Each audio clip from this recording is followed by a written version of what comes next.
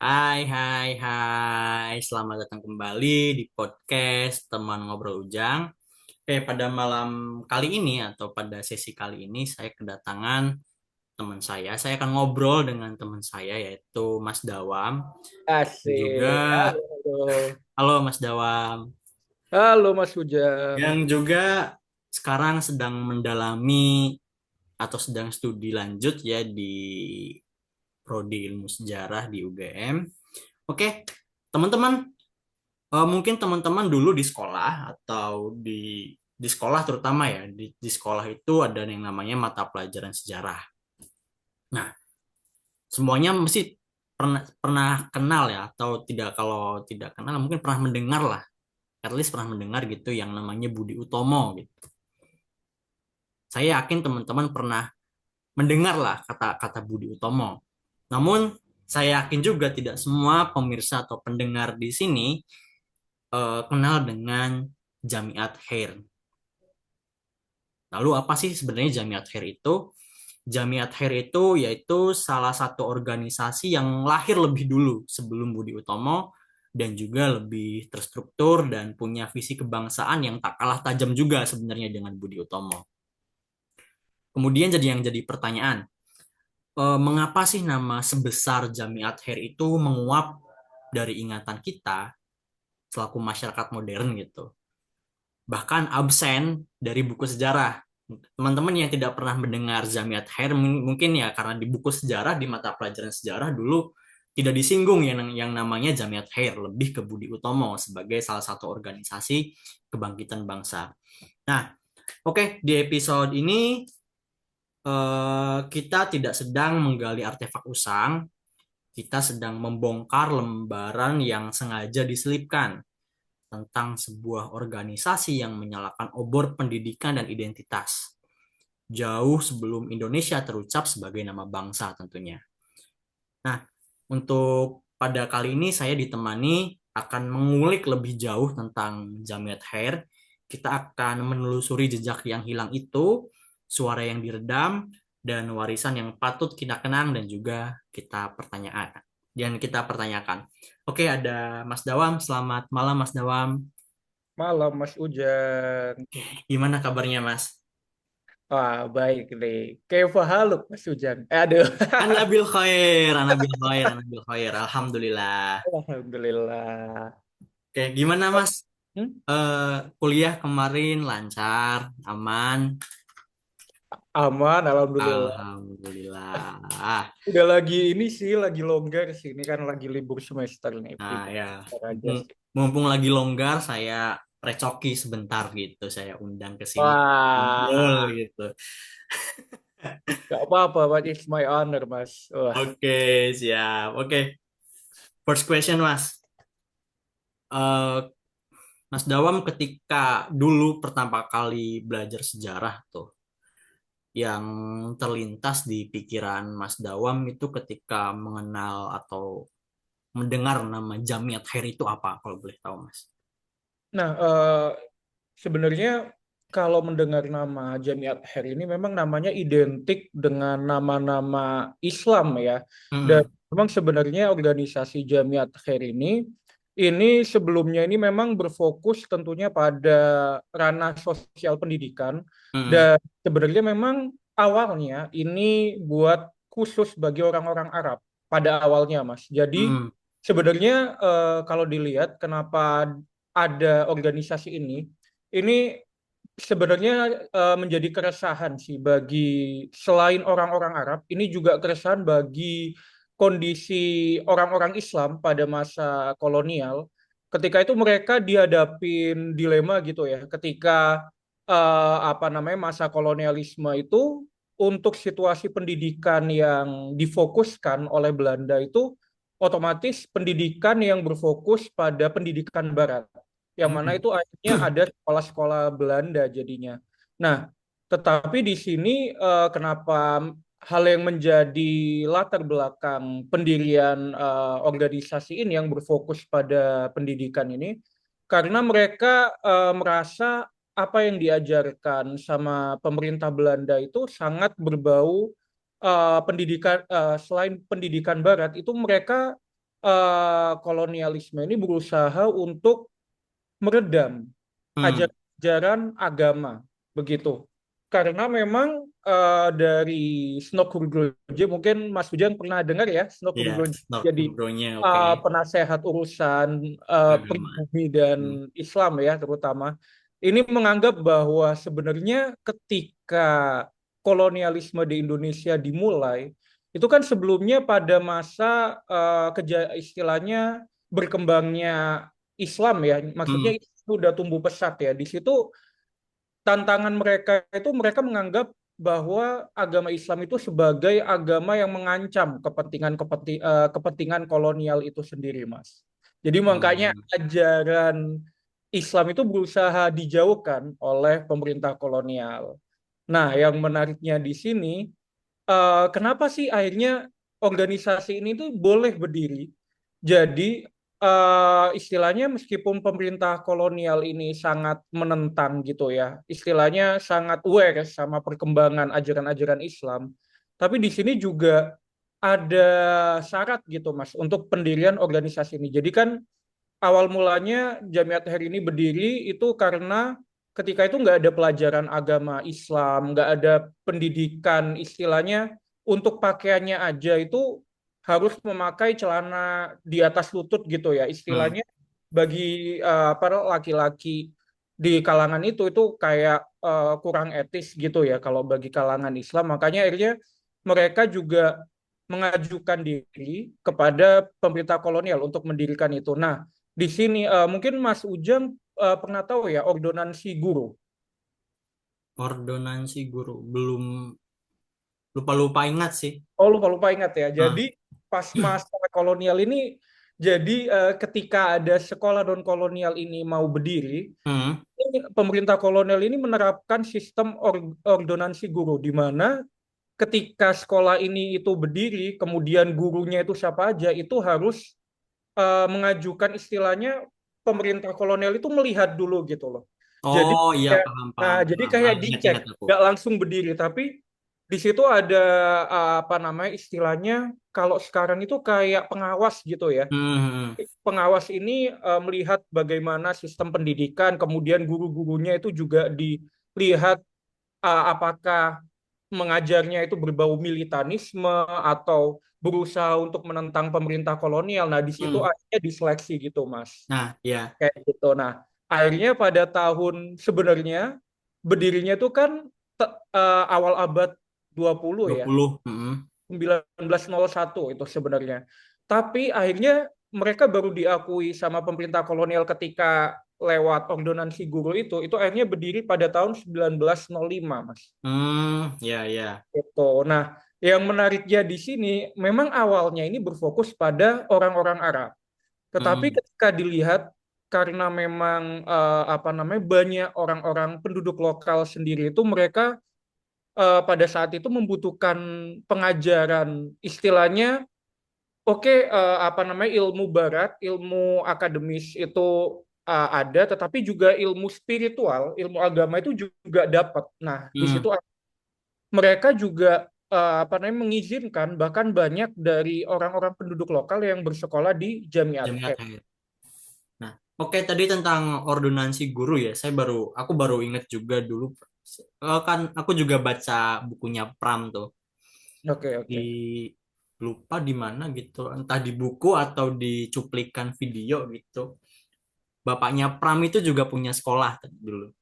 Punya Hmm. sekolah dan memang benar yang disampaikan Mas Dawam untuk mendirikan sekolah non yang bukan resmi di bawah pemerintah kolonial itu memang diawasi gitu, ada yang namanya Ah, ordonansi guru itu. Nah, saya baru baru ingat gitu ada itu.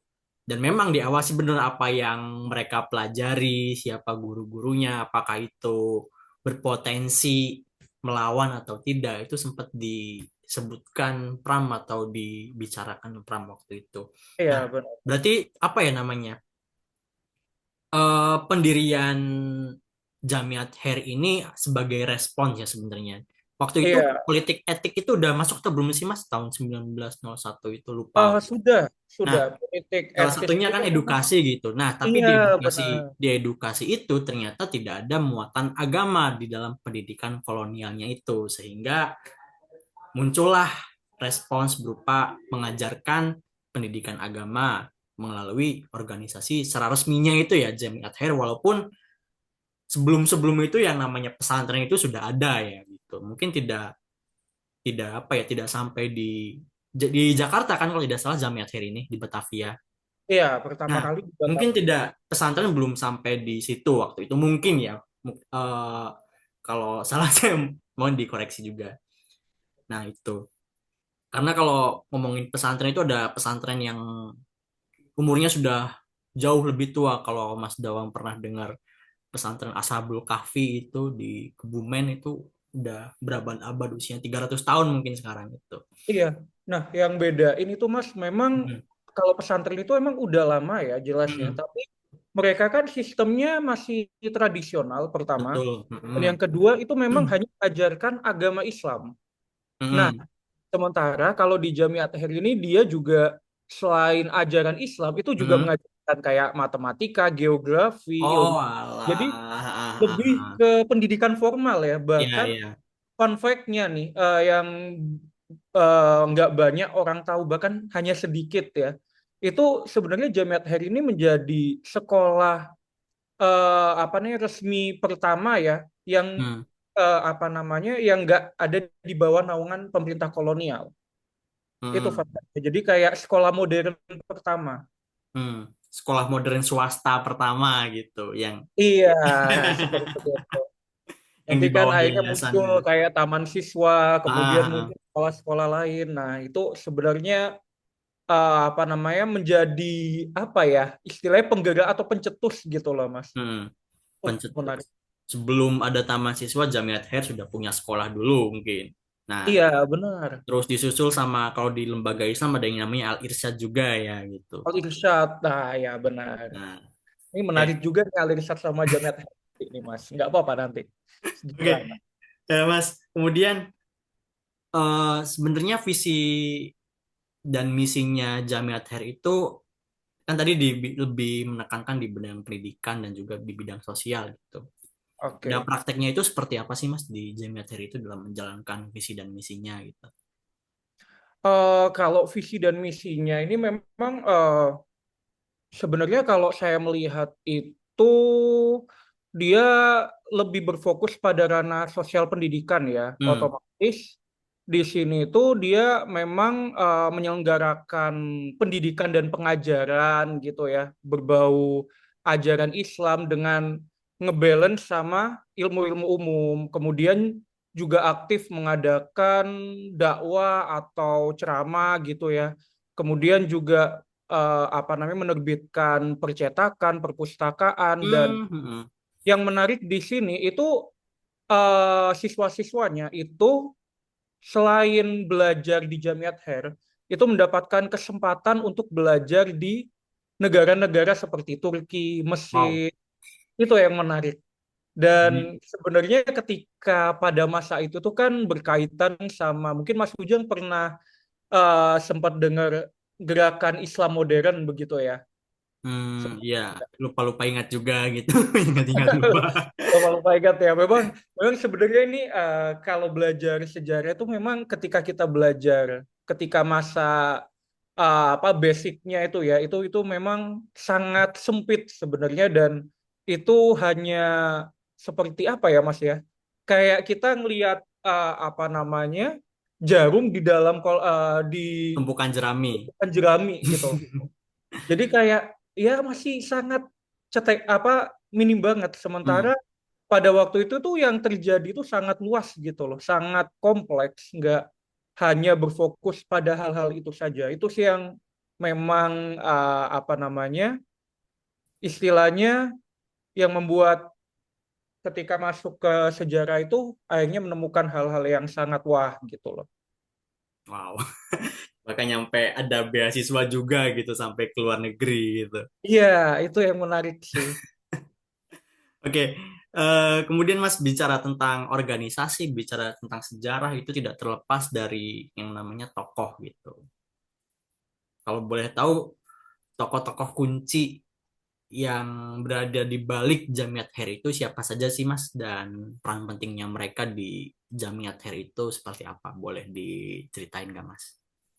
Oke, sebenarnya kalau tokoh kunci ini saya bagi jadi dua ya Mas ya. Yang Hmm, jelas yang pertama pendirinya, hmm, kemudian istilahnya tokoh yang berperan penting di Jamiat Khair yang akhirnya ini istilahnya apa namanya menyebarkan istilahnya berdampak dengan jalannya atau dinamika dari Jamiat Khair dan organisasi setelahnya.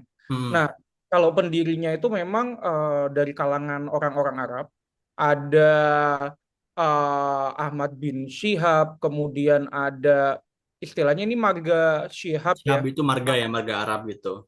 Dan memang pada awalnya ini yang mendirikan ini memang dari kalangan golongan Sayyid atau golongan-golongan habaib gitu ya, Hmm, gampang. Nah, tapi sejalan apa pendidikannya itu karena mereka kan selain visi misinya itu mengirimkan siswa ke negara-negara seperti Turki ataupun Mesir ataupun Arab, mereka tuh juga mendatangkan pengajar-pengajar dari luar, Mas. hmm, hmm, Dan pengajar-pengajar dari luar ini tidak hanya dari istilahnya mungkin dari Mekah atau Madinah enggak, tapi justru dari apa wilayah Mesir, wilayah Tunisia, wilayah Turki. Dan di sini yang menarik ada tokoh apa namanya pengajar yang didatangkan oleh Jamiat Khair ini namanya Syekh Ahmad Surkati. Mungkin pernah dengar ya Mas Hujan ya? belum kalau itu Mas. Oh belum ya. Karena Surkati ini dia apa namanya pengajar ya. Jadi Hmm, dia sebenarnya kaitannya dengan jadi dulu ini Mas karena pada masa kolonial Eropa ya, ketika hmm, mereka berhasil menguasai hampir 3/4 wilayah belahan dunia ya. hmm, Ini kan sebelumnya itu kan Islam berkembang ya, kemudian muncul kolonialisme Eropa. Nah, ketika kolonialisme Eropa ini akhirnya berhasil menguasai, di sini akhirnya timbul paham gerakan Islam modern. Jadi gerakan Islam modern ini istilahnya pembaruan Islam. Jadi mereka itu menyadari bahwa apa yang membuat mereka kalah sama apa namanya bangsa kolonial kolonial. bangsa Barat itu mereka Hmm, menyadari bahkan mereka mulai mempelajari ilmu-ilmu dari Barat juga gitu. Nah, hmm, di sini tuh sebenarnya pencetusnya dari Muhammad Abduh dari orang-orang Mesir dan ketika itu yang mungkin pemerintah kolonial ini kecolongan gitu ya Mas kalau saya bilang karena apa namanya Jamiat Hari ini mendatangkan pengajar-pengajar yang pahamnya itu gerakan Islam reformis atau Islam modern. iya, Yang iya. mana ini justru ini nanti menjadi senjata makan tuan Tidak pengetahuan. pemerintah kolonial. Nah, salah satu tokohnya ini adalah Ahmad Surkati dan Hmm, Ahmad Surkati ini dia ketika mengajar di Jamiat Khair ini yang menarik juga. Jadi Jamiat Khair ini memang selain orang-orang selain penduduk lokal, kemudian orang-orang Arab atau orang-orang Islam ya, hmm, terutama ketika itu ada istilahnya kasta ya. Kalau saya bilang hmm. bukan kasta kayak kelas gitu ya, derajat. Jadi mungkin sampai sekarang juga mungkin Mas Ujang juga kerasa gimana golongan-golongan habaib itu sangat diagungkan ya karena Iya. dianggap keturunan Yang nabi Nabi. suci atau apa. Dan ketika Jamiat Hari ini mendatangkan Surkati, Ahmad Surkati ini, dan Surkati melihat bagaimana perlakuan orang-orang Arab yang bukan dari golongan Said, kemudian orang penduduk lokal yang sangat menghormati golongan Said, bahkan Ahmad Surkati ini bukan dari golongan Said juga, Mas, bukan dari Hmm, golongan juga istilahnya. Dan ketika apa dia disuruh mencium tangan atau apa, dia nggak mau karena dia menganggap bahwa Islam itu nggak ada apa pasta namanya ya. nggak ada pembeda gitu loh antara kelas atau apa itu nggak ada semuanya itu sama derajatnya dan dia juga apa namanya menjelaskan tentang istilahnya gerakan pemikiran-pemikiran pembaruan Islam yang akhirnya itu membuat Jamiat Hari ini akhirnya terpecah. Nah, ini akhirnya Hmm, hmm, yang Mas Ujang mungkin tahu nanti akan berkembang menjadi Al-Irsyad hmm. dan ada juga Arobito Al-Awiyah. Nah, yang Al-Irsyad ini didirikan oleh Ahmad Surkati itu, Mas. Oh, alah. Berarti apa ya? Al-Irsyad itu sebenarnya bukan organisasi murni asal Indonesia, tapi ada tetap campur tangan dari Ahmad Surkati itu yang orang orang mana itu? Kalau yang Al-Irsyad ya, iya Nah, benar. Nah, yang menarik ketika Jamiat Athir ini mendatangkan Ahmad Surkati di sini istilahnya pengagumnya itu banyak, Mas. Dan hmm, pengagumnya itu seperti Ahmad Dahlan, kemudian Saman Hudi. hmm, Yang menarik ini juga mungkin Mas Ujang ya pasti tahu ya, guru bangsa Indonesia Hos Cokroaminoto. hmm, Nah, hmm. itu pengagumnya Ahmad Surkati dan Surkati. ketika Jamiat Heri ini gonjang-ganjing, pecah nih ya. Pecah menjadi Al-Irsyad, kemudian pecah menjadi Arobito Alawiyah. Hanya di sini orang-orang apa namanya penduduk lokal, terutama dari kalangan apa namanya yaitu kalangan priai ya seperti Hmm. Pak Minoto, kemudian Haji Saman Hudi, Di itu akhirnya mendirikan organisasi baru. Sarekat Islam. Nah, kalau Oscar Praminoto itu kan Syarikat Islam Nah, pada tahun 1918. Nah, hmm. sebelumnya itu Haji Saman Hudi, Mas. Oh, sama Hudi dulu. Iya, Saman Hudi itu mendirikan Syarikat Dagang Islam. Oh, Jadi iya sebelum SI itu SDI ada ya. namanya Syarikat Dagang Islam. Nah, itu juga anggotanya Jamiat Khair juga. Hmm, hmm, hmm. Kemudian selain itu juga ada Ahmad Dahlan yang mendirikan Muhammadiyah. Ahmadiyah. Nah, cuman yang sayangnya itu karena memang kalau saya melihat ya kenapa di sejarah-sejarah Indonesia itu maksudnya yang kita pelajari ketika apa nih basic itu nggak mendapatkan terkait Ahmad Surkati ini sebenarnya tokoh penting juga. Ini mungkin karena sebenarnya saya melihat itu Indonesia itu masih terjebak masalah rasisme sih Mas. Hmm, Karena juga terkait sama apa yang sudah diwarisin oleh pemerintah kolonial itu sendiri. Karena kan ketika pada masa kolonialisme itu memang apa namanya Indonesia itu dibagi menjadi tiga kelas. hmm, Di situ akhirnya yang ke bawah. Jadi yang pertama itu orang-orang Eropa, kemudian kelas kedua itu Timur Asing.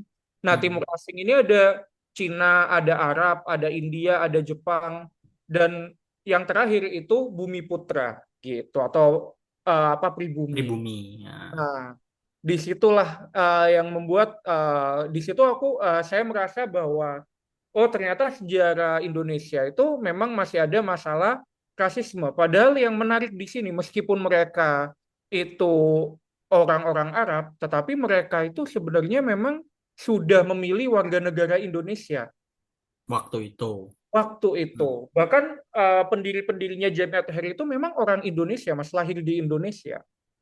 hmm. Dan tercatat sebagai kewarganegaraan Hindia Belanda waktu itu ya. Iya, Hmm, benar. Jadi bukan orang asing sebenarnya, hmm, cuma karena dari kelas yang istilahnya warisan kolonialisme sih, warisan kolonial aslinya. hmm. Itu sebenarnya kan banyak ya produk-produk kolonial yang Masih terasa sampai sekarang terasa juga masih gitu. diwarisi sampai sekarang itu banyak. Nah, termasuk salah satunya itu. Itu yang masih keras terasa memang Iya. pembagian kelas itu di beberapa daerah di beberapa kasus memang sangat terasa sekali gitu. Wah, iya Mas, benar Ya, Mas. Itu oke. memang kerasa sekali sih. Bahkan Ya. ketika sekolah-sekolah kayak apa namanya kayak Mulo terus Hmm, Sofia atau sekolah-sekolah yang berbasis HIS ya hmm. berbasis apa namanya dari kolonial itu Kolonial. meskipun orang-orang pribumi atau orang-orang penduduk lokal ya saya nggak suka bilang pribumi karena kalau Hmm, pribumi itu lebih identik sama warisan kolonial. hmm, Nah, jadi orang-orang penduduk lokal atau orang-orang Arab yang istilah orang-orang timur asing dan orang-orang penduduk lokal yang bersekolah di situ itu masih kena masalah rasisme juga. Jadi diskriminasinya masih kerasa. hmm. Itu makanya mereka nggak puas sekolah di Di sekolah kolonial waktu itu. sekolah kolonial. Hmm. Oke Mas, lanjut ya. Eh, boleh tahu nggak Mas, kenapa sih di Jamiat Khair itu memilih jalan di pendidikan dan sosial gitu sebagai bentuk perjuangan organisasinya? Nah, Itu kan yang apa kalau dibilang kenapa memilih itu kan sebagai mana latar belakangnya pendirian itu ya, karena Hmm. memang konsennya itu masalah dilema ketika masalah pendidikan yang diterapkan oleh pemerintah kolonial itu, Mas. Ya masih tetap Nah, berkaitan dengan latar belakang iya, didirikannya jadi memang Jamiat concernnya itu Khair itu. memang masalah pendidikan itu sih, karena sebenarnya memang sangat membantu banget loh dengan kita di apa mendapatkan pendidikan barat itu memang nggak bisa ditinggalkan gitu loh Mas. Makanya kan warisannya sampai sekarang ya, dan Hmm. bahkan sampai sekarang kan masih berlaku karena memang ilmu barat, ilmu-ilmu dari barat itu juga penting. Tetapi yang perlu digarisbawahi di sini juga ilmu-ilmu yang ada sesuai dengan wilayahnya atau sesuai dengan tempatnya itu jangan sampai hilang Hmm. gitu. Muatan lokalnya gitu istilahnya. Ya benar itu. Jangan sampai tergantikan gitu, walaupun apa namanya istilahnya kita membuat sesuatu yang baru gitu, tapi yang lama itu jangan sampai tergantikan, apalagi itu sifatnya positif gitu. Iya, sebenarnya kayak apa? Kalau Mas Ujang tahu kenapa sih apa namanya kolonialis, maksudnya Belanda itu menerapkan pendidikan yang memang berpusatnya itu pendidikan Barat, karena memang untuk menunjang Menunjang eh, iya untuk sebagai menunjang ya menunjang pekerjaan ya. Jadi kolonialis di sana gitu. benar, jadi kayak nggak mungkin kan tenaganya dari Belanda semua pasti mereka memperkerjakan orang-orang dari Iya. penduduk lokal atau dari penduduk lain yang mana itu mereka dapat benefit dari itu Hmm. kayak gitu. Oke Mas, aku mau konfirmasi nih. eh Budi Utomo sebagai dikenal sebagai organisasi kebangkitan bangsa gitu. Apa bener nggak sih Mas itu Budi Utomo itu terinspirasi dari Jamiat Heri?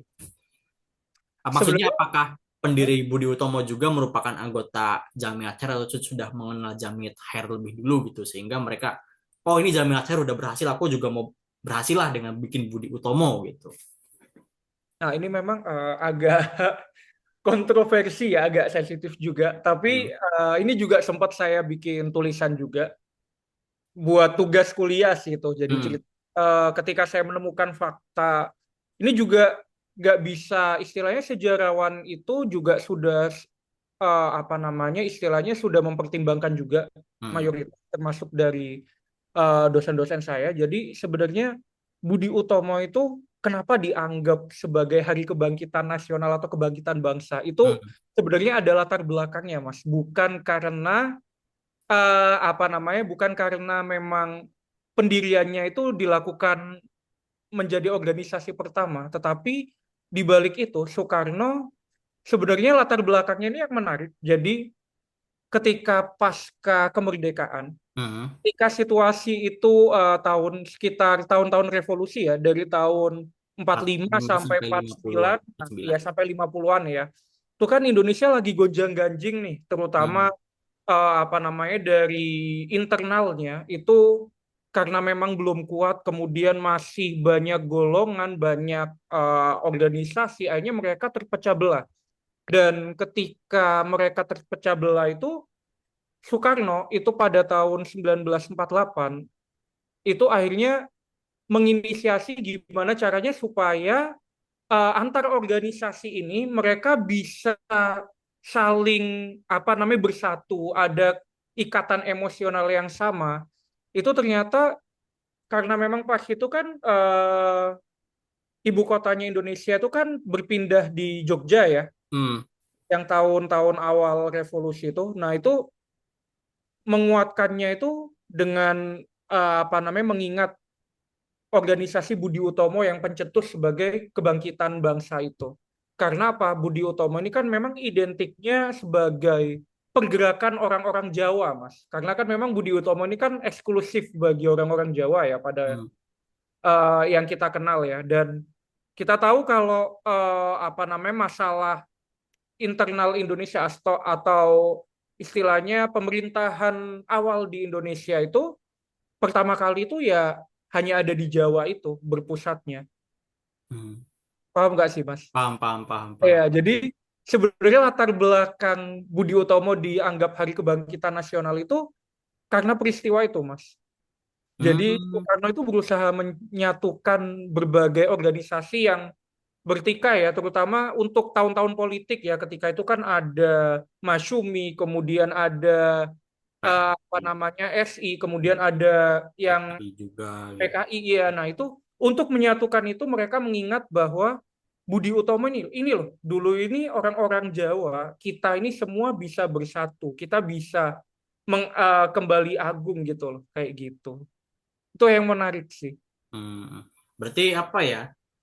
eh Berangkat ke pertanyaan tadi, antara Budi Utomo dengan Jamiat Khair sebenarnya tidak ada kaitannya gitu. Oh, sebenarnya oke, tadi belum saya jelasin ya, saya Nah, juga lupa. Nah, ini yang menarik, ini saya temukan di buku beberapa buku ya, dari hmm, bukunya Natalie Mobini Kese yang membahas The Hadrami Awakening, terus ada hmm, bukunya Prof. Hussein Hekal juga, mungkin pernah dengar ya Prof. Hussein Hekal, profesor di UNY itu Mas, hmm. itu juga mengatakan bahwa sebenarnya anggota Budi Utomo itu dulunya itu bekas dari Jamiat Khair Mas. Ada juga yang bekas Jamiat Khair. Ada bahkan Dokter Sutomo, Hmm, itu yang menariknya di sini, Dokter Sutomo itu sangat dekat dengan Jamiat Khair karena ini saya sempat yang fakta menarik juga nih Mas. Jadi saya sempat mendapatkan akte kematiannya ya, akte hmm, kematiannya Dokter Sutomo itu di situ tertulis apa namanya nasab-nasab istilahnya keturunan-keturunannya gitu loh Mas. hmm, Apa bin-binnya gitu ya. hmm. Dan ternyata Dokter Sutomo itu leluhurnya itu orang Orang Arab. Arab. Hmm, Jadi ini juga nyambung sama disertasinya dosen saya, hmm, Ahmad Atoila. Jadi beliau itu sempat membahas Arab Tuan. Jadi Arab Tuan ini di mana mereka itu orang-orang yang memang sebenarnya orang keturunan Arab, tetapi mereka berusaha untuk menghilangkan unsur kearaban dengan mengganti nama menjadi nama Jawa. hmm, Nah, yang menarik di sini nama-nama seperti Raden, Raden Mas, itu bisa dicek, bisa ditelusuri, itu pasti ada darah keturunan Arab, termasuk juga keraton, hmm, hmm, hmm. begitu. Jadi kayak kan kalau kita tahu bangsa istilahnya pahlawan-pahlawan istilahnya tokoh-tokoh penting ketika masa kolonialisme itu kan dari orang-orang priai ya, Mas ya. Hmm. Dan orang-orang priai ini nggak bisa dipungkiri mayoritas ini mereka dari kalangan keluarga-keluarga kerajaan pada masa lalu ya, istilahnya leluhur-leluhur mereka gitu. Nah, disinilah akhirnya kalau ditelusuri ya sebenarnya mereka itu banyak yang mayoritas sebagai Arab Tuan juga. Hmm. Itu ya, Menarik tapi ya. tapi berusaha di, entah sengaja atau enggak sengaja, identitas kearabannya itu disembunyikan gitu ya. Iya, sebenarnya memang sengaja karena memang berusaha untuk melebur sama penduduk lokal. Nah, sebenarnya di sini yang menarik bagaimana penyebaran agama Islam itu kenapa smooth gitu ya, Mas ya. Hmm, Mana bisa menyatu sama orang apa sama ajaran-ajaran lokal karena mereka bukan istilahnya berusaha untuk mengkoloni istilahnya menjajah gitu untuk hmm, disebarkan dengan kekerasan atau paksaan tetapi di situ melting ada melting potnya gitu loh, hmm. Jadi tetap apa ya, menyatu gitu ya, antara menyatu benar. ajaran Islam dengan ajaran lokal gitu. Iya, Tidak, tadi ya kembali lagi, tidak serta merta menggantikan ajaran yang sudah ada gitu. iya, nah itu yang menariknya itu. Oke, tadi apa ya? Aku mau tanya apa, lupa lagi. Oke, lanjut, sambil sambil dipikir-pikir lagi aja ya Mas. Oke, mungkin ini pertanyaan yang menarik gitu. Kalau boleh tahu sih Mas, gini, kan di sekolah itu jarang sekali atau hampir nggak pernah disinggung gitu mengenai jamiat khair itu. Sebenarnya ada alasan tertentu nggak sih, pernah dibahas atau enggak di lingkungan para sejarawan gitu? Kenapa jamiat khair ini jauh dari kurikulum di sekolah gitu? Nah, ini seperti yang tadi saya katain sebelumnya ya Mas ya. Hmm, Kan Indonesia ini sejarah Indonesia terutama ya bagaimana penulisan sejarah Indonesia atau bagaimana cara pengajaran untuk hmm, menjelaskan sejarah Indonesia itu sebenarnya juga tak luput sama warisan kolonial itu sendiri. Karena apa? Karena di sini mereka melihat kayak Jamiat Khair, kemudian tokoh-tokohnya seperti Ahmad Surkati, Hmm, itu mereka masih memandang bahwa itu bukan dari orang Indonesia, tetapi dari orang asing. hmm, Paham nggak sih, Mas? hmm, hmm. Itu makanya akhirnya nggak masuk atau nggak diajarkan. Berarti apa ya? Tidak diajarkan berarti memang secara dari dulunya memang gak diajarkan gitu tanpa tahu penyebabnya itu apa gitu. Iya, Misalnya benar. kayak gini tadi bahwa Jamiat Khair itu bukan berasal dari Indonesia gitu sehingga tidak Iya, diajarkan menurut iya, menurut apa ya materi dalam sisi kolonial gitu. Dan itu iya. diteruskan sampai sekarang gitu tanpa ada kajian ulang mengenai Jamiat Khair itu sendiri gitu. Iya, benar, Mas. Ya, karena itu Hmm. sih, kalau saya melihat memang masih ada warisan kolonial itu. Jadi kayak sebenarnya kalau dilihat mengapa Budi Utomo itu berdiri itu nggak lepas dari Jamiat Jamiat Heri Khair juga, gitu. karena tokoh-tokohnya juga beberapa anggota dari situ. Tetapi kenapa yang dianggap sebagai Hari Kebangkitan Nasional itu Budi Utomo atau Hmm. sebagai organisasi pertama itu Budi Utomo ya karena kembali lagi karena itu bukan apa namanya, bukan dari penduduk lokal, Hmm. tetapi dari orang asing. Padahal itu mereka juga lahirnya itu di Indonesia, di Hindia Hmm. Belanda. Tetapi karena dari pemerintahan Belanda itu memang mengklasifikasikan mereka berbeda dengan Hmm. penduduk lokal, itu akhirnya mereka dianggap berbeda. Hmm. Tapi kayak gini juga bisa nggak sih Mas? Karena apa ya? Karena aku jadi berpikir juga punya punya pandangan lain gitu. Karena itu menjadi salah satu bentuk perlawanan ya, bentuk perlawanan secara apa ya? Bukan perlawanan fisik ya, tapi perlawanan otak juga. Itu sengaja tidak diajarkan gitu. Kalau bicara mengenai itu bukan apa namanya? Bukan dari Indonesia, kalau kita berangkat ke sejarah Hindu Buddha ya, mungkin Mas Dom paham gitu dulu di awal-awal Majapahit itu pernah pernah digempur sama Mongolia. Iya, Itu juga tidak diajarkan di sekolah gitu. mungkin Nah, karena kalau karena kekerasan sebenarnya ini karena organisasinya basisnya pendidikan ya Mas ya. Jadi hmm, kalau untuk nah, kekerasan, nah itu sih memang kurang make sense. hmm, Apalagi juga kalau Budi Utomo itu mereka juga istilahnya dianggap sebagai kebangkitan nasional karena pas itu yang concern sama identitas mereka itu Mas. Jadi istilahnya hmm, mereka akhirnya merasa bahwa oh aku ini orang Jawa, aku ini bukan orang kolonial, aku harus membangun peradaban istilahnya, membangun Indonesia gitu loh. Jadi makanya sebenarnya polanya Jamiat Heri sama Budi Utomo ini mirip kok. mirip. Mirip, mirip. Hmm. Gimana ya? Maksudnya gini sih, aku jadi apa ya? Sebenarnya nggak cuma penyebabnya itu nggak cuma apa tadi namanya?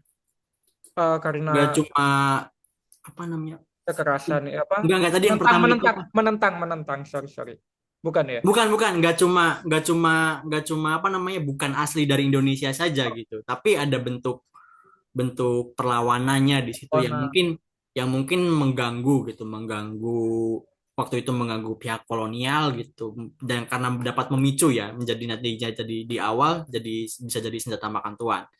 Itu juga juga sama sama alasannya ketika sejarah itu juga materi tidak diajarkan tentang perlawanan atau perlawanan waktu dulu yang sangat epik sekali itu zamannya awal-awal Oh, Majapahit itu. Oh, Majapahit. Oke, yang oke. diserang sama Mongolia itu kan tidak diajarkan. Mungkin karena Iya. ada perlawanan di situ ya yang nantinya mungkin masyarakat atau para siswanya jadi terinspirasi gitu untuk melawan kepentingan kolonial waktu itu ataupun apanya kepentingan pemerintah waktu waktu TET gitulah gitu. Nah, Oh, gitu. bisa jadi ke situ gitu untuk membatasi munculnya gerakan-gerakan yang reformis atau yang melawan atau apa gitu. Oh, Mungkin oke, oke. I got mungkin it. bisa jadi ke situ juga mungkin ya. Nah, Iya, masuk nah, akal sih. Iya, iya. Bisa, mm. bisa, bisa. Jadi tidak semata-mata tidak semata-mata bukan berasal dari Indonesia saja gitu. Karena memang bisa jadi pemicunya gitu. Ya seperti kalau di apa ya dulu juga di kalau Mas Dawam juga IPS kan kalau nggak salah pas Iya, SMA enggak sih aku karena di IPA. pondok ya Oh Mas. iya.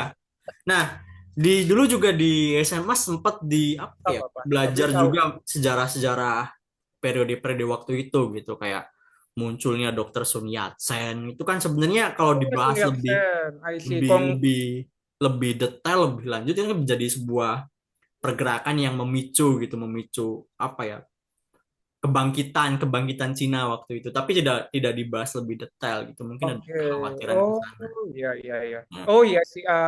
Bisa jadi itu sih, iya, ya. hmm. Bisa jadi sepakat juga. Mungkin juga karena terlalu kompleks ya. Kalau Nah, terlalu ya bisa jadi ke situ gitu. Kita hanya bisa meraba-rabanya tanpa benar tanpa itu tahu sih. pasti penyebab penyebab aslinya seperti apa. Iya, itu sih sebenarnya yang membedakan ketika kita kayak mungkin orang-orang lain itu bilang kenapa sih belajar sejarah lagi kan pas dulu basic pas SD sampai SMA kan udah dapet terus Hmm, apa yang dipelajari ketika kuliah itu. Nah, yang di kuliah itu yang perdalaman itu, Mas. Jadi hmm, hal-hal yang kompleks yang tidak dijelaskan ketika diajarin basicnya. Nah, itu yang akhirnya kita tahu. hmm. Nah, itu ya. Kemudian setelah kembali lagi ya ke Jamiat Hair ya. Setelah Jamiat Hair itu berkembang, Mas, ada nggak sih muncul dari kolonial itu untuk membatasi gerakan yang diinisiasi Jamiat Hair itu biar apa ya mencegah agar dampaknya semakin meluas gitu bahkan nanti muncul gagasan merdeka gitu ada nggak sih kebijakan-kebijakan kolonial yang membatasi pergerakan Jamiat Hair waktu itu. Oke, kalau sepemahaman saya ya, ketika Hmm. itu justru pas sebelum disahkan itu sih, Mas. Hmm. Jadi ketika sebelum disahkan menjadi organisasi pendidikan tahun 1905 itu, di tahun 1903 sampai 1904 itu eh, organisasi ini sempat dilarang pemerintah kolonial, kemudian petinggi-petingginya itu ditangkap. Jadi dari rumahnya itu diculik, ditangkap, Hmm. dan dipenjarakan. Dan ketika dipenjarakan itu beberapa tokoh yang istilahnya tidak dipenjara, istilahnya anggota-anggotanya itu akhirnya mengajukan banding gitu loh, mengajukan banding ke pemerintah kolonial buat supaya organisasi ini bisa resmi disahkan. Nah, makanya ketika resmi disahkan ini tahun 1905 ini diberi syarat itu memakai apa namanya sistem ordonansi guru itu dulu baru ketika dilihat ternyata oh iya masih bisa berdiri akhirnya petingginya itu dibebaskan lagi gitu. Tapi kalau setelah itu sebenarnya yang dari literatur yang saya baca itu belum ada yang menemukan sih istilahnya ketika mendatangkan pengajar-pengajar apalagi dari Ahmad Surkati itu ya Hmm. ketika itu belum ada kayak intervensi yang didapat dari kolonial dari pemerintah kolonial itu sendiri. Berarti selama selama apa ya selama berdiri itu sebenarnya aman-aman saja gitu dari campur tangan kolonial hanya saja tadi ya masalah internal itu yang membuat pecah gitu.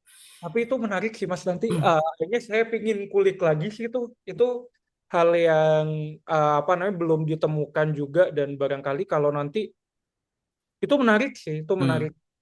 Nah, Tapi peran sejauh kolonial ini itu ya, intervensi ada nggak sih intervensi kolonial itu terhadap apa namanya Jamiat Hair itu ya, iya yang belum harusnya ditemukan sih gitu. Hmm. iya harusnya yang ada kan memang di literaturnya itu justru pas sebelum resmi berdiri ya. Hmm. Tapi ketika resmi berdiri itu yang menarik sih karena kan juga sebenarnya kalau dipikir-pikir udah kecolongan kan itu mendatangkan Hmm.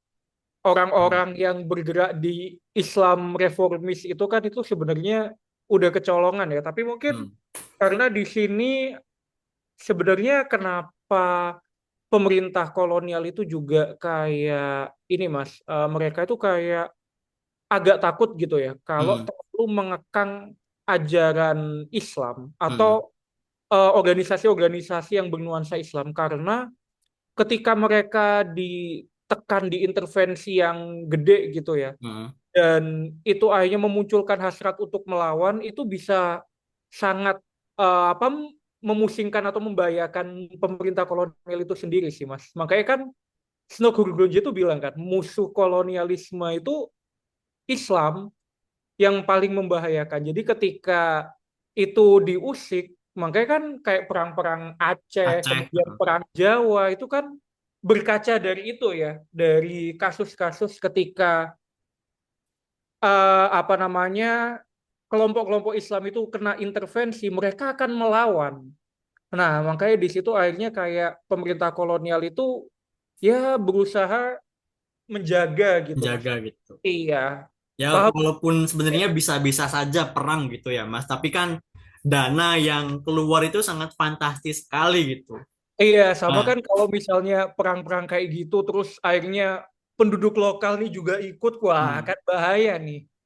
Nah, itu juga sempat apa ya dampak perang itu ya bagi pemerintah kolonial perang Jawa yang 5 tahun aja kerugian Wah, yang iya dicapai itu gede dia. banget itu. Apalagi ya perang Aceh yang lama banget itu. Iya, perang Aceh tuh kan hampir apa hampir bertahun berbulan, berbulan atau bertahun ya saya lupa. Itu Hmm. udah sangat ini sih. Dan FYI itu kan bentar lagi perang Jawa ada filmnya tuh, Mas. Iya sih. Iya iya. Sempat-sempat Itu muncul di Instagramku tadi. itu gila sih maksudnya. Akhirnya sinema Indonesia bangkit deh. Perang Jawa kan nggak pernah tuh difilmin selama ini tuh. Iya, Padahal itu cuma bagus cuma banget. bahas biografinya Pangeran Diponegoro kalau nggak salah itu Nah, tuh. dan ini fun fact-nya nih, Mas. Hmm. Pangeran Diponegoro itu Arab Tuan.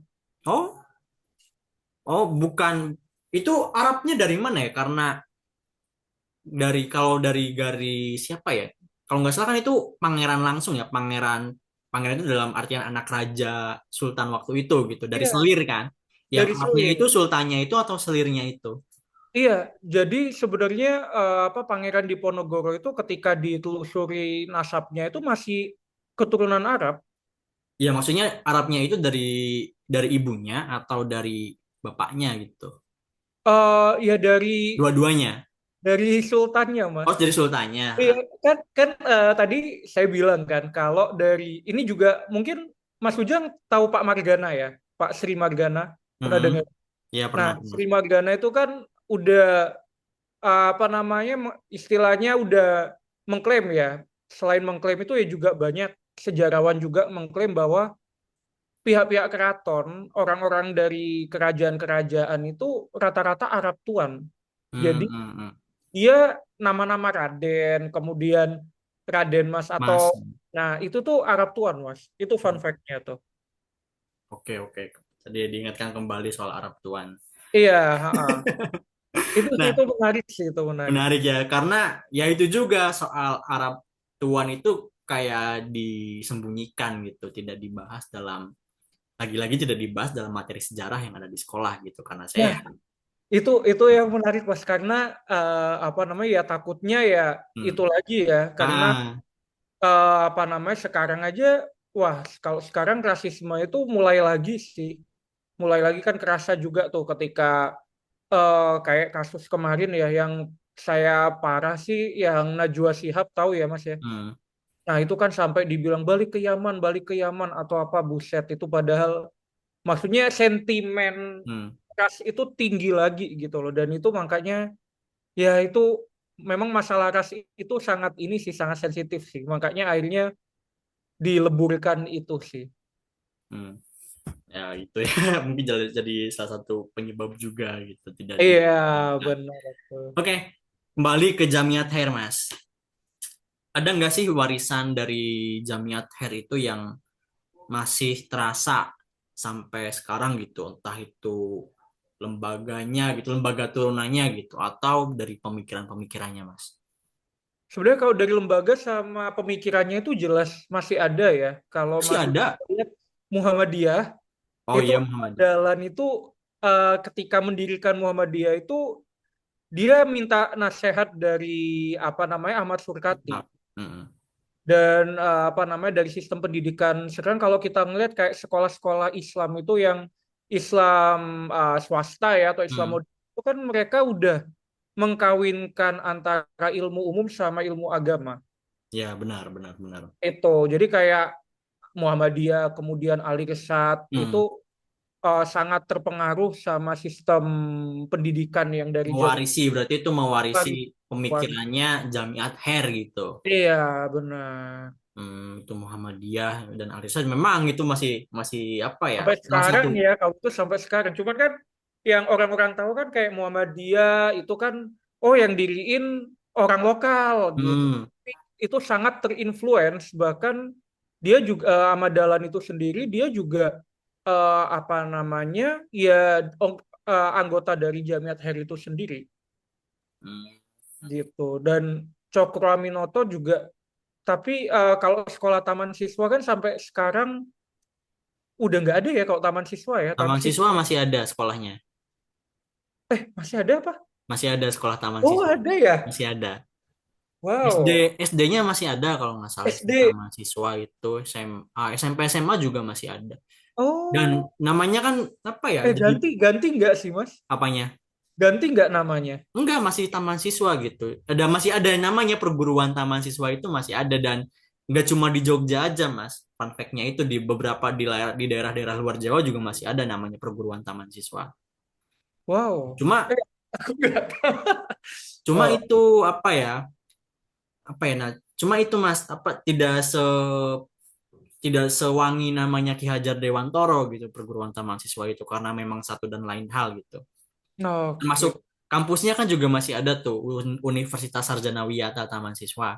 Oh iya, Sarjana Wiyata. Oh iya, tahu Nah, tahu. Oh, Taman Siswa itu kan masih satu perguruan dengan Yayasan Taman Siswa yang oh, oke. inisiasi Ki Hajar Dewantoro gitu. Tapi ya memang memang tidak sewangi Muhammadiyah ataupun Al Irsyad gitu. Entah karena ini aku nggak tahu ya alasannya itu kenapa gitu tidak sewangi itu. Nah, itu Hmm, sih oke. kalau Taman Siswa. Sebenarnya menarik juga untuk ditelisik mengenai Taman Siswa dulu dan kini gitu. Iya sih, Hmm. menarik. Terus ini juga sekolah keraton itu apa mas? Pernah dengar nggak sekolah Sekolah yang keraton itu yang masih sekarang ada itu bukan bukan universitas. sekolah-sekolahnya, Oh, sekolahnya. sekolahnya itu, duh, Apa sih namanya? aku lupa itu kalau Aku sekolah. lupa. Itu juga menarik juga sih itu. Kalau kalau apa ya? Kalau keraton itu kan istilahnya itu yang aku tanya yang informal ya kayak keputran keputren gitu sih. Eh, Hmm. iya keputran. Keputran tuh dia bukan Keputran putran itu informal. yang laki-laki, kalau putren itu yang perempuan. Iya, tapi sekarang dia jadi kayak sekolah modern juga, Mas. Oh, ada. Ada, Hmm. keputran tuh masih ada sampai sekarang. Nah, itu nggak cuma di Keraton Jogja aja, malah aku pertama kali tahu itu di Solo di Mangkunegaran itu soal keputran dan keputren gitu. Itu memang mirip diasramakan ya anak-anak Iya, anak-anak raja atau pangeran dari permaisuri maupun selir itu dimasukkan ke situ semua dididik oleh oleh abdi dalam semua gitu. Entah yang nantinya mereka akan memimpin kerajaan di waktu yang akan datang. tapi kalau yang di Jogja tuh keputrannya tuh dia boleh orang umum loh. Apa ya? Iya, boleh. Hmm, Itu juga menarik sih, soalnya kemarin temanku juga ada yang dia mau bahas sekolah keputran. hmm. Dia jelasin dinamikanya, istilah perubahannya gitu ya. Itu sebenarnya polanya hampir mirip sih dari organisasi-organisasi sebelumnya kayak yang Jamiat Hmm. kan sebelumnya dari cuman golongan Arab nih terus Hmm. aja terbuka buat umum sama kayak sekolah-sekolah lainnya kayak gitu diikutin. Nah, itu sebenarnya menarik juga tuh Mas pembagian gender dalam sekolah waktu dulu gitu. Oh ya itu Nah, juga sih. kalau di Islam itu ada mu'aliman dan sama mu'alimin, mu'alimat dan mu'alimin. Mu'alimat itu Ya, yang Muhammadiyah kalau nggak salah ya mu'alimat mu'alimin itu yang ya ya dia mu'alimat itu yang cewek, mu'alimin yang cowok gitu. Pun cowok. di apa ya di Katolik juga ada bruderan dan susteran waktu itu. Iya benar. Bruderan itu buat cowok, susteran itu buat cewek. Tapi sekarang udah dicampur. Kalau di Purwokerto seperti itu. Dulu terpisah, terbagi apa ya, dipisahkan dengan gender gitu. Tapi Menarik itu yang juga. menarik itu bukan pas masa kolonial, Mas. Hmm, Itu setelahnya karena pas masa kolonial itu yang sekolah rata-rata cuman laki. iya sih. Hmm, Iya. hmm, Itu jadi kayak concern sama gender itu justru pas Pasca. apa namanya tahun 34 mau akhir masa kolonial itu baru concern masalah gender. Padahal Kartini sudah lebih dulu gitu, tapi efeknya baru terasa di tahun 30-an gitu ya. Wah, iya, sebenarnya apa yang isi suratnya Mas Ujang pernah baca? Ini ada buku, aku ada sih, aku punya bukunya. Jadi bukunya itu yang nulis siapa ya? Aku lupa namanya. Pokoknya orang Barat. Di Hmm, itu isi bukunya itu cuman clipping apa namanya kutipan dari surat-surat Kartini itu. Kartini. Dan itu kalau ditelusuri itu untuk orang yang usianya ketika itu katakanlah 20 atau 20-an tahun ya, Hmm, bahkan masih 20 atau 21 ya pas itu ya. Itu dengan pemikiran yang kompleks kayak gitu dia tuh bahas macam-macam loh Mas, bahas masalah ekonomi, bukan bahas hmm, mungkin yang kita tahu cuman Kartini itu cuman orang apa namanya emansipasi wanita. hmm. Ternyata itu Nggak aja. cuma Dia itu. tuh bahas masalah ekonomi, masalah politik, masalah budaya Hmm, itu dibahas semua dibahas dan semua. jenius sih. Itu jadi kayak wow, mind blowing banget kalau baca itu kayak wow, ternyata ada ya dulu orang secewek perempuan Hmm, secerdas dia tuh. hmm. Jadi Nah, itu kayak juga yang apa ya, orang-orang mengenal Kartini cuma harum namanya aja gitu, tapi tidak tahu apa gagasannya, apa wah, pikiran-pikirannya gitu. Sangat itu sih sebenarnya sangat sebenarnya sangat disayangkan gitu. Nggak cuma Kartini saja gitu. Kalau kalau ingin ditelusuri lebih jauh ada Dewi Sartika juga ada dari dari dulu Sartika. gitu. Tapi yang sebenarnya menarik ini mungkin agak out of context tapi nggak apa-apa ya Ya kita nggak sambil apa-apa. ngobrol juga.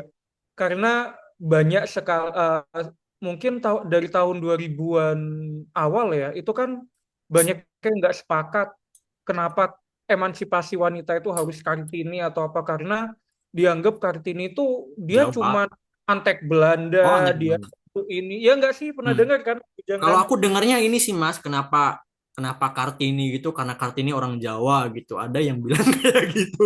Iya, itu termasuk salah satunya. Tapi mereka kan nggak coba menelusuri isi Hmm. suratnya. Korespondennya dia ke apa teman pena Belandanya itu, wow, gila Hmm. sih. Benar-benar aku kayak, wow, ini bahkan dosenku itu bilang, ini dia umur 20 aja udah bisa jadi pakar ekonomi, pakar budaya. Jadi, wow, yang dibahas tuh kayak bukan tulisannya Kartini loh.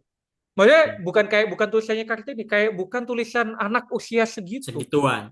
Dan Iya, perempuan dan juga akses akses pengetahuan waktu itu untuk perempuan juga dibatasi sekali gitu ya. iya, wah Yang bikin menakjubkan kan seperti itu gitu. Itu itu mirip menarik sih. mirip kalau Mas Dawa mengikuti perkembangan sekarang itu mirip Neneng Rosdiana kalau tahu. Oh, iya iya tahu tahu tahu tahu. Nah, termasuk pembelajar organik juga gitu. Sama-sama Iya. pembelajar organik gitu. Mereka Ah, tidak tidak tidak mengenyam pendidikan tinggi, tapi mampu menghasilkan pemikiran-pemikiran yang luar biasa gitu. Nah, iya, kalau kasusnya Neneng Rosdiana ini kan karena dia itu pengguna akun Facebook ya, akun akun Facebook kan. Facebook. Isinya emak-emak dan segala macam gitu. Ada yang namanya Facebook Pro tuh waktu itu. Facebook Pro itu yang apa ya, yang kita bisa dapat uang dari situ. Nah, si Neneng Rosdiana ini membeli akun akun yang berbau pemikiran kiri kalau nggak salah gitu. Nanya dulu ini akun apa gitu, pemikirannya itu apa, dari situ dia belajar mengenai pemikiran kiri Iya, dan dijadikan meme itu tiap quotes-nya itu yang sangat apa ya, yang ada bumbu-bumbu perlawanan antara iya, perempuan dan perlawanan dan juga pertanian itu sekilas mirip dengan Gerwani juga gitu. iya, I see itu Nah, juga tapi bukan menarik masalah itu. Gerwaninya, tapi masalah Ya, masalah dia mampu belajar secara organik dan menghasilkan suatu pemikiran yang luar biasa gitu. Itu bisa mengalahkan orang-orang yang sekolah gitu menurut secara iya, secara sekilas gitu. iya benar tuh. Hmm. Karena ada pengikutnya juga ya, ada follower. Nah, Maksudnya ada kayak wow penganut apa namanya pemikiran hmm. Nenek Kristiana ya itu Nenengisme gitu. nenenisme Ada. ya benar nenek. Iya, sampai sampai muncul seperti itu gitu. iya, tapi emang ini sih. Hmm. Dan ini menariknya juga masalah Gerwani itu ini sih Mas. Eh, aku kalau memang sejarawan ya itu pasti mereka tahu kalau isu-isu tentang Gerwani, PKI itu tuh sangat udah nggak relevan gitu loh Mas. Hmm. Karena itu tuh nggak mungkin nyata, nggak mungkin bakal bangkit. Bisa dikatakan nggak mungkin karena paham-paham komunis di Indonesia itu nggak bakal bisa survive. Hmm. Jadi kayak emang udah beneran nggak ada. Cuman kan orang-orang yang terlalu fobia atau bahkan yang berusaha mengkambing hitamkan paham-paham gitu, akhirnya yang kayak seolah-olah, oh ini bahaya, Gerwani bangkit, PKI bangkit, ini segala macam. Padahal enggak. Nggak mungkin juga gitu. Itu karena apa ya, isu-isu politik biasanya tiap Isu-isu politik, tiap benar-benar. menjelang G30S atau menjelang pemilu, isu-isu seperti itu masih masih digoreng terus-menerus gitu. Iya. Oh itu menarik sih Mas, bisa ini Mas cari narasumber buat ngomongin ini Kartini atau ngomongin-ngomongin gitu tuh. Itu seru tuh. Ya, Jadi ya aku harus cari orang sejarah juga yang paham itu gitu. oke Kayak oke. barangkali Mas Dom ada teman gitu yang memang mendalami Kartini gitu pemikiran-pemikirannya, mungkin aku bisa dihubungi juga dengan temannya Mas Oke, Dom. coba ya. Ada sih, ada. Saya Atau coba ya. pemikiran yang tokoh lain mungkin yang kurang terkenal seperti Dewi Sartika misal atau siapa gitu ya. Tokoh-tokoh lain yang jarang dikenal gitu. Iya, heeh. Hmm. Boleh. Nanti coba aku kontak anaknya ya. Oke. Ada kok, ada. Siap. Oke, lanjut Mas, kembali ke Jamiat Hair ini. Wah, ini sampai jam berapa, Mas? Bentar lagi aman. Oke. Oke, Bebas. Mau ngobrol panjang Oke, juga boleh. ada dua pertanyaan lagi sebenarnya gitu, biar durasi tidak Oke. terlalu lama. Oke, kemudian untuk refleksi saat ini gitu, gimana sih sebenarnya Jamiat Hair itu dimaknai oleh generasi muda untuk saat ini gitu? Kita memaknai Jamiat Hair itu seperti apa gitu? Wow, ini pertanyaannya agak kompleks ya, agak berat. Tapi Nah, kayak, berdasarkan apa ya pengetahuan Mas Dawam yang ya, mendalam itu tentang Jamiat Hair itu? kalau refleksinya sih di sini kayak simbol ini ya.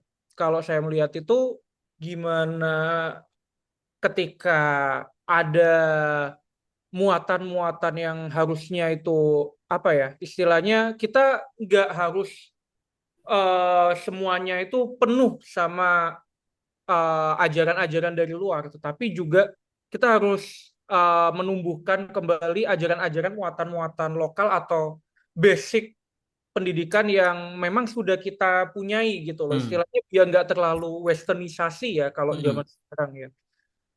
Kayak gitu sih refleksinya, terus juga simbol itu sih kalau saya ngelihat. Jadi kayak simbol supaya kan sekarang banyak banget paham westernisasi ya. Di situ Hmm. menanggalkan istilahnya buat generasi muda kan.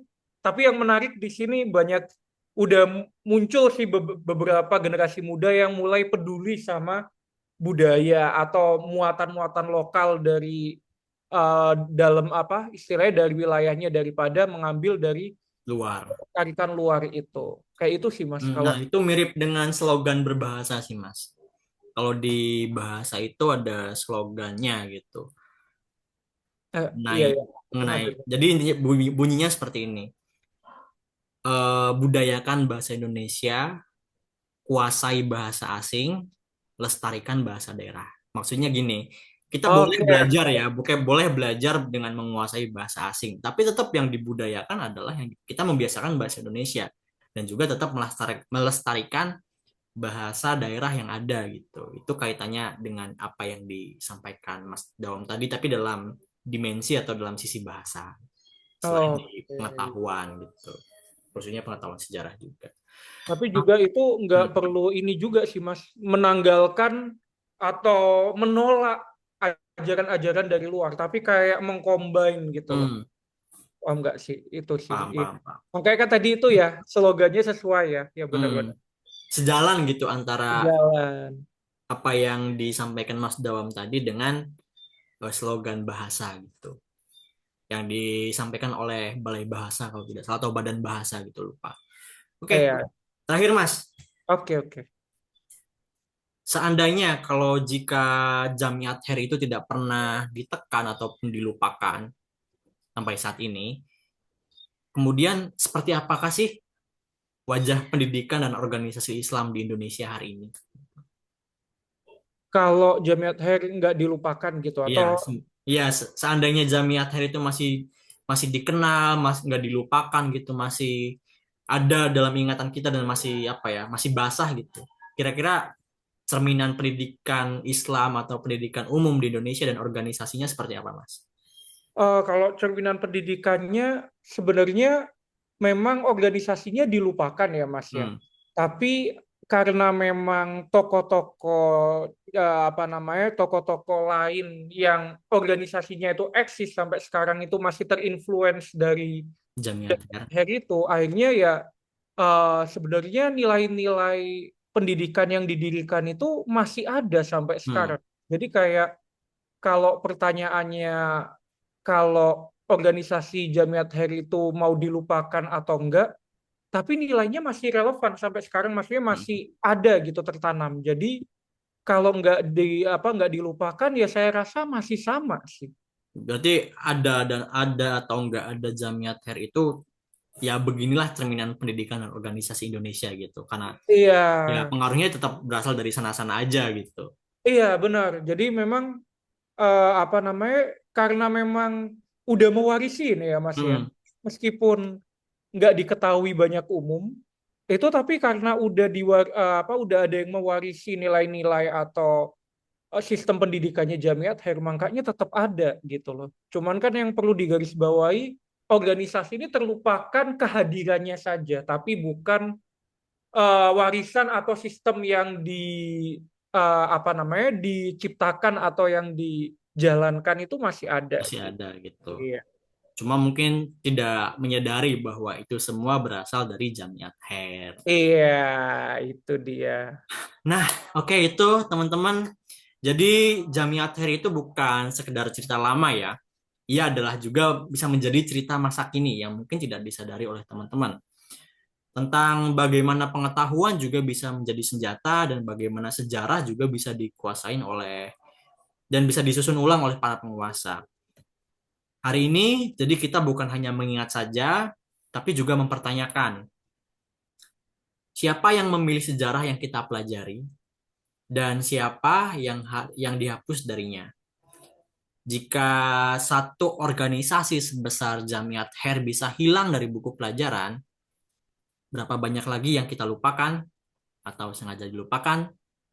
Silahkan direnungkan masing-masing. Terima kasih teman-teman Ya, sudah menyimak dan sudah mendengar obrolan saya dengan Mas Dawam pada kali ini. Ya, semoga harapannya juga bisa bermanfaat untuk kita semua. Itu yang Belanda, yang mendasari sebenarnya yang mendasari kenapa saya bikin podcast itu ingin sama yang pertama ya. Yang pertama saya juga ingin belajar, belajar berbicara dan juga ingin apa yang kita obrolkan itu nggak cuma yeping doang gitu, tapi ada ya. faedahnya gitu untuk entah untuk saya ataupun untuk para pendengar semua. Terima kasih sudah mendengarkan. Sampai jumpa di episode berikutnya yang mungkin akan lebih menarik lagi. Terima kasih dan sampai jumpa. Terima kasih juga untuk Mas Dawam. Thank you Mas Ujang.